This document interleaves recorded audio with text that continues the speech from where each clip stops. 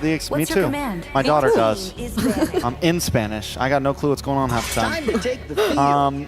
Into the bans. The Louis ban once again. KBG gets blue side again. They decide on blue side, but as you said, it might be time to switch something up, and that's going to mean either banning the Hilda or picking it up front. I think it's extremely important. So many teams are having trouble with this Hilda. So many teams can't find counters. And in the first half of the game, Cram was doing as much damage as the rest of his team, while also being tanky enough with no damage items. It is a hero right now that should not be in the Land of Dawn unless it's on your side. Yeah, but I do feel like SRG is not, or might not take it, but still they'll stick with the Cho priority. The draft hasn't changed so far, T-Bless. So you just do the same thing. Suyo, Hilda. Suyo, Hilda. I mean, Suyo, Hilda. Like, there's no reason for Selangor Red Giants to realistically change. If they want to change, they can change the Suyo, but the Hilda feels absolutely necessary. And Sekai's on the Suyo feels that. I mean, Sekai's Suyo was a monster, and this just sets them up for an earth-shattering early mid-game right here. I'm not thinking if they still want to go for the Joy. Oh, they still want the Joy. Guys, all right, this time they pick up the Moskov. That's a difference here. So maybe in the eyes of KBG, they just needed the change in gold lane. If the gold lane, like the gold lane matchup is solved, then it's all good. Is it? I don't know. We don't know yet. We will see for sure. KBG on the side of things thinking that maybe it's just a execution problem. Maybe, I mean, honestly, I wasn't against their draft. The Fermiz, I felt like didn't really complement what they wanted to bring. I agree. Everyone wanted to group up. When you want Joy to be able to dive, when you want Cho to be able to dive, they were forced to group up. So maybe there's the issue, right? Yeah, and Yums, if they still want to stick with like the exact same draft pattern, since the idea of the KVG is similar, so they can like pick up the Tigreal here. If they still wanted to go for that, I mean, they haven't revealed the mid and the gold lanes yet, so. I mean, there's no reason to change, right? It's I mean, the Moskov is a change, but is there any reason to answer it right now? Not at all. No. And some teams, I think, will do this, like what KBG is doing, thinking that they'll get an SRG's head or something. SRG like, well, we don't want to play the same comp twice. That's boring, you know? Let's just change the Tigreal, and then you get the dub. But SRGs, they've been doing this. They know how to play this out. We're not going to switch anything at all. Except they won't ban the Freya this time, probably. They'll get an extra ban. Yeah, that's true. That's true. You know what? That's right. Yeah, and so they can just like pretty much ensure that the Moskov's gonna have like the best possible laning phase, so they can like counter the, they can like ban out the counters through the Moskov here. But as of the moment, SRG, even for Cram, I think they want him to have the best possible laning experience on the Hilda. So right now, let's actually talk about this. What's a good answer against the Hilda now that we've already seen the roam, the jungle, as well as the gold lane? Yeah, go ahead. The Barats. The Barats. I mean, we haven't seen it for quite some time, but like I think the Barats works a lot. Was it Wild Card, right? From Ulfid? Or was it the other EECA team? I don't remember. We did see a Barats very early on. I've actually, me, Giddy, and Leo were contemplating how to deal with this Hilda because nobody has an answer. If it goes in the XP lane, you could go for the Ruby. Which mid to late game, it would be helpful in 5v5s, but early game, you're going to lose out on rotations. I thought maybe Jawhead. What about CC's? CC's a possibility because you need something that can keep up, right? But the problem is that CC doesn't give crowd control to peel her.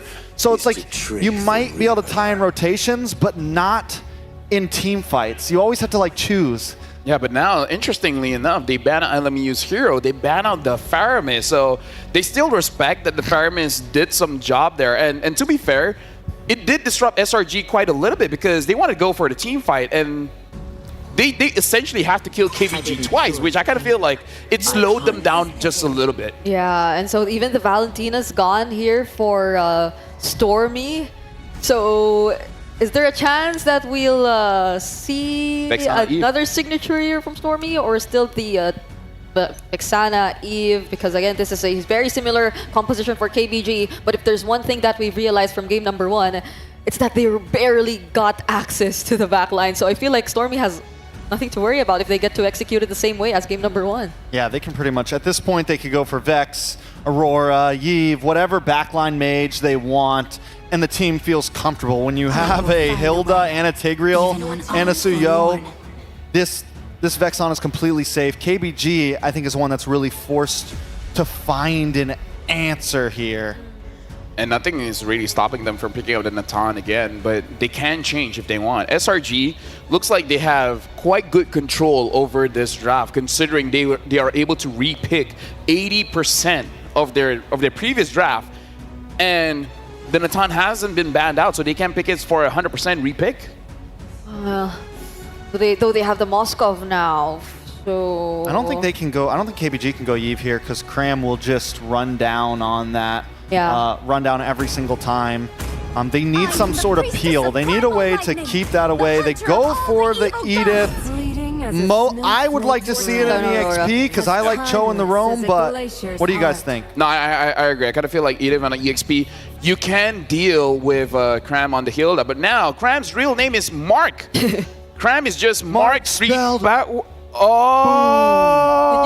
Did you realize it just now? We just call him Ikra. I never knew that. I did. It's a thing in the Philippines, I think. Like it's Yeah. It's with your language, So like right? I'm Adigurb. It's like Lodi. You know? Yeah, like Lodi, exactly. What's up, my Cram?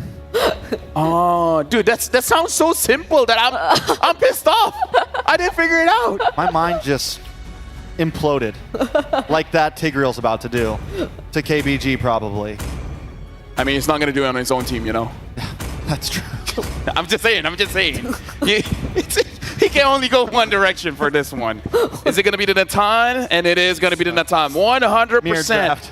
100% repick by SRG. It's the same. It's the same.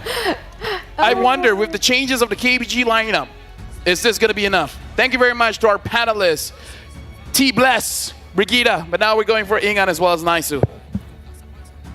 Thank you very much, panel. Coach Arcadia basically said, you know what, hold my water, copy paste. That's what we're doing for the next game as they face match a point against KBG. And this time, KBG's got to give it their best in this one as they are facing elimination in the M6 World Championship. Yes, they brought a different lineup to this one, but is it going to be enough against the Selangor Red Giants after what we saw from Game 1? They've got to bring it all together and literally give it their best in this one to extend the series to a Game 3 and keep their hopes alive in the tournament. Let's jump into the land of Dawn here. Again, Game 2 between Keep Best Gaming and Selangor Red Giants. Theoretically, I think KBG's lineup is gonna perform better compared to their previous game because again, the Faramis, although the Netherrealm was always used up, they seem to not have any answer with the aggression of Cram, with the aggression of Yumes. They don't have any re-engage. So this time with the Aurora, the Frigid Glacier is key for KBG to answer SRG. You think that time, or this time around, the Aurora is enough to stop the implosion setups that we saw previously, you know, because obviously, like LaFell said, he's not going to be imploding on his own team. So is the Aurora enough to go ahead and handle that now that we have some time to talk about this? Do you think that's a big enough change in that lineup from KBG to at least slow things down against SRG? Yeah, might be enough for Selangor Red Giants to think twice if they were going to overcommit if ever Yums decides to go with the implosion, because again, the threat of the Frigid Glacier is just too immense, and at the same time, they have enough crowd control this time with Wind Reader and having the Edith, so they're not just going to rely on Tracy with the initiations of the Jeet Kune Do or the Way of the Dragon. The Earth Shatter Flicker combination might just be enough to get huge pickoffs. Especially Innocent only has one Purify, and there's a lot of setups that KBG can go if they decide to flank the backline. Yeah, I think it's more so a sense when we look at KBG's lineup in this time around. Tracy had to do so much work in the previous Game 1, and it just got to a point where, yeah, Tracy couldn't.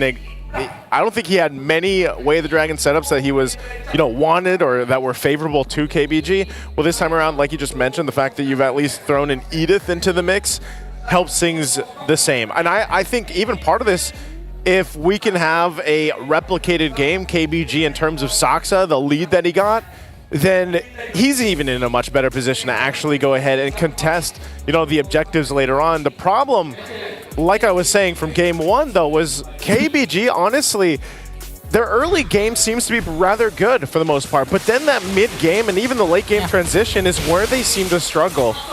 And they've made these adjustments even back before, when we first started seeing KBG and the improvements that they had made, even getting somewhat of a revenge, you know, against Turkey that took them out last time in their visits in the M Series.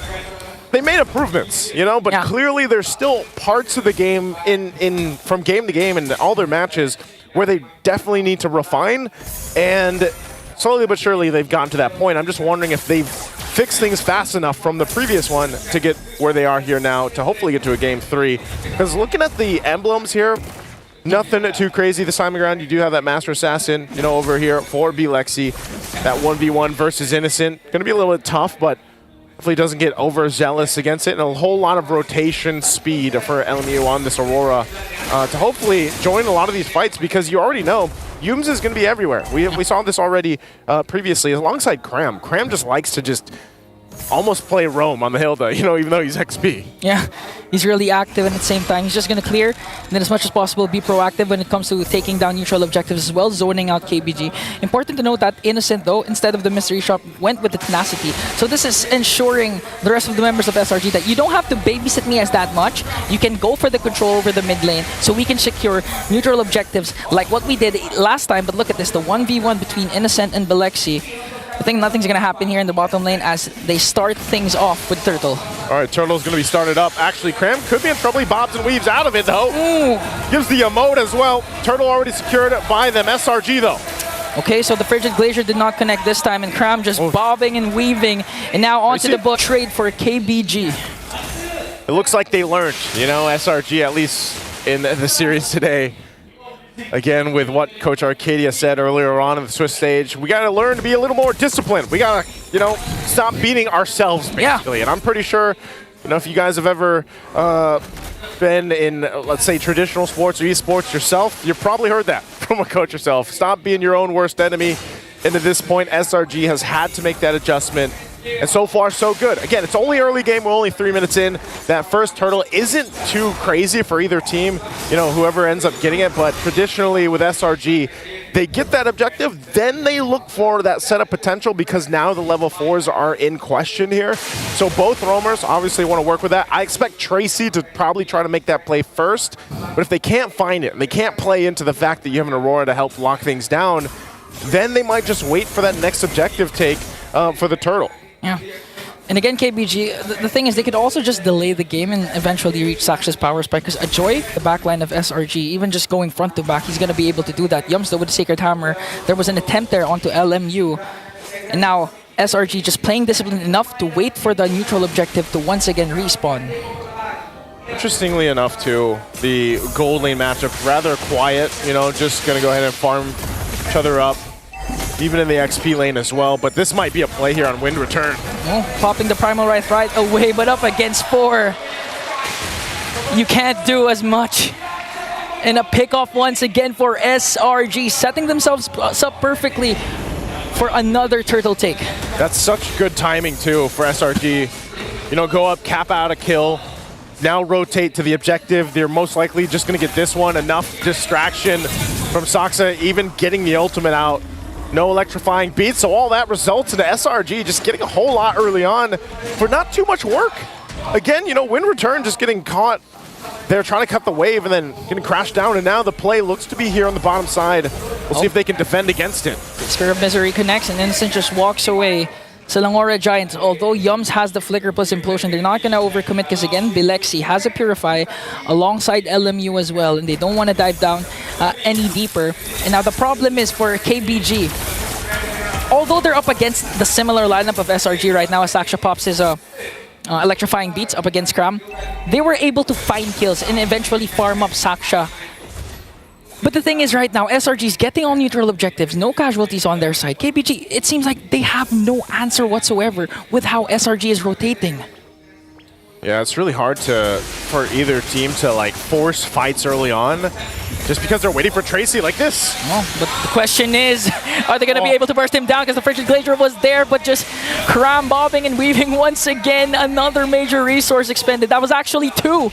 Way of the Dragon, Frigid Glacier did not connect for KBG. See, I don't know, man. I don't think that's the right target, you know, for Tracy to just kind of focus on. Because even if you kick Cram, yeah, he's just going to sidestep on out of that And it's hard enough to get the Frigid Glacier down, but what more against the Hilda, who's so mobile already. So when they go and commit all that into trying to get a pickoff, look what's happening across the map. The macro level is already favoring SRG. They're able to push in some of the extra gold on the turrets. They get even one down on the top side.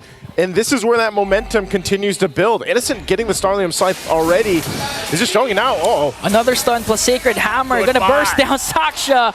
Goodbye is the right response for SRG. How do you even escape when these lockdowns are like this, you know? Turtles up again. This is just gonna, oh, Tracy, whoa, what a play. Stormy's reaction there. I don't know, man. This is really difficult for Tracy, as I was saying the whole time. Cram, he's just showing how tanky he is. That's it. Limit testing. Limit testing with returns Primal Wrath, doesn't care, and now just goes in back in the bush, heals up, has an additional shield. It's like they're unbothered with 3k gold lead, and now they're gonna move past that and just go for Tracy.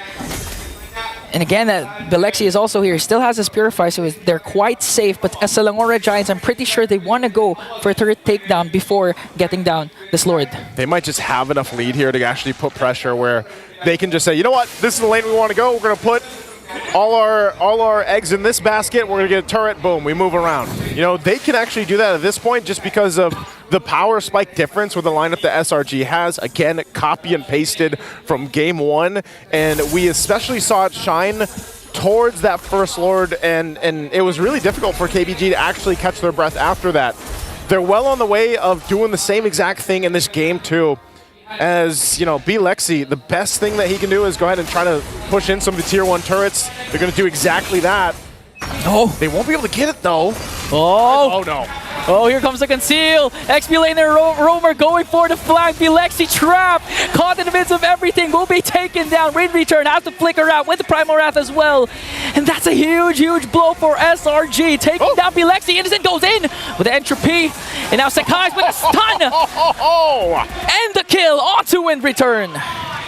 The moves, the grooves from SRG right now working as one unit. Not giving a chance to KBG at all around the map. They get the tier 2 as well. And now they get primed and ready. 20 seconds away from the Lord at this point. Massive lead at this point of the game. Look exactly what happened in the previous one where they just turned a switch after that early game. And now for KBG, it's looking grim. It's looking a little bit dire at this point on who do they even target. Tracy again. Who does he kick? It's Yumes and Crams every single time, of course, to the front side, and you don't really want to kick one of them. You kick Yumes, boom, implosion into the team. You kick Cram, he's just going to run away. You know, at that point, you don't really have a target here for Tracy, as that Lord is already easily secured for SRG. So now the question is, how does KBG defend against this deficit?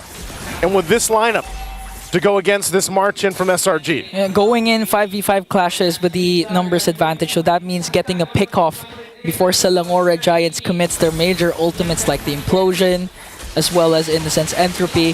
KBG really needs to bank up on that and again try to mitigate the pushes that Selangor Red Giants has by utilizing the macro advantage that they have with this Moscow. But again, if you're Moscow and you're trying to split push, a lot can actually chase you. There's Cram, there's even Sakai's.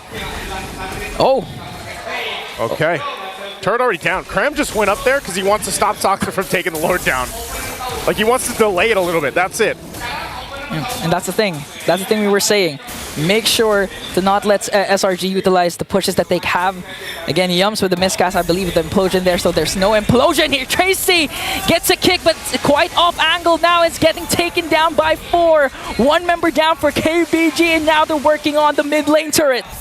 Mid lane turret, tier 2, already down. Holy Shield still up, but going to be popped here as SRG.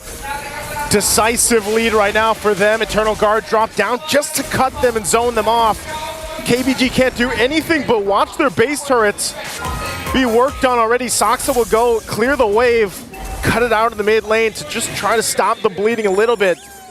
But the damage has already been done massively as SRG gets that base turret on the top side. And at this point, this is what KBG can actually do. Just try again and go for the split pushes, go for the cuts, not let SRG utilize the push, the siege that they can do as Belexi picks up the Trinity build right now. So as long as they try and extend this game as much as possible, KBG will still have a chance. You know, at this point, Ingan, I'm going to say KBG needs to extend this game into almost the next game because that's how much time you need with this kind of deficit, with this kind of lineup when we're talking about that, because, my guy, you need like 10 plus minutes for them to actually match this power spike. I mean, looking at the damage dealt alone is enough to say, hey, we got to get it together. Like, we really need to lock in. And at that point, with this kind of lineup, that is not going to be the easiest to do. Even if you're forced into your base with the next Lord and they just, let's just say they die down, they wait. Sox is clearing waves, doing his thing. You need a lot more to go your way than what Selangor Red Giants can throw at you because they have so many tools to just go ahead and make things happen for them or force fights in their favor that even when the Lord comes up, then you know, they've got literally 7-man team running into the base, so if you're counting the Eternal Guard at that point. What's the 7th man? Oh, plus the Lord. The Lord and the Eternal Guard, the baby Lord, yeah. The Lord plus the Eternal Guard. So clearly the numbers game is in the favor of SRG. You call it 8-man because of the gold lead. Like, that's kind of like an extra body, too, you know? It's a tough mountain to climb for KBG. They will, however, just let go of this Lord. Gonna hope for the best. Gonna try and look for a pickoff before the Lord respawns, before they siege in. But again, with the discipline that SRG has been displaying, even if Tracy manages to look for a good wave of the Dragon, is the damage going to be enough to burst down Kram? Is the damage going to be enough to burst down Yums? That's going to be the main question. At the same time, Innocent, I rarely have seen Innocent use the Purify for this game specifically because they cannot reach Innocent onto the backline. And the worst part is LMU, they have the Aurora, but the Frigid Glacier never seems to connect on the proper target that KBG wanted. And that's the thing, because every single time the target is either Yums or it's Cram. Tracy can't really get anybody else. And so either of those is not going to be the target that you actually want to go and lock down, you know, with this Frigid Glacier.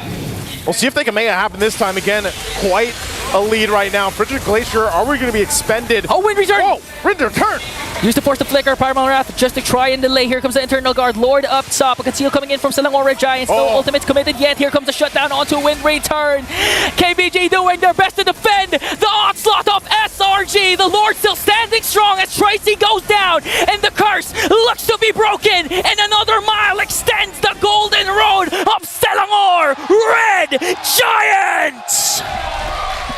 And the reigning champions of China will bow out.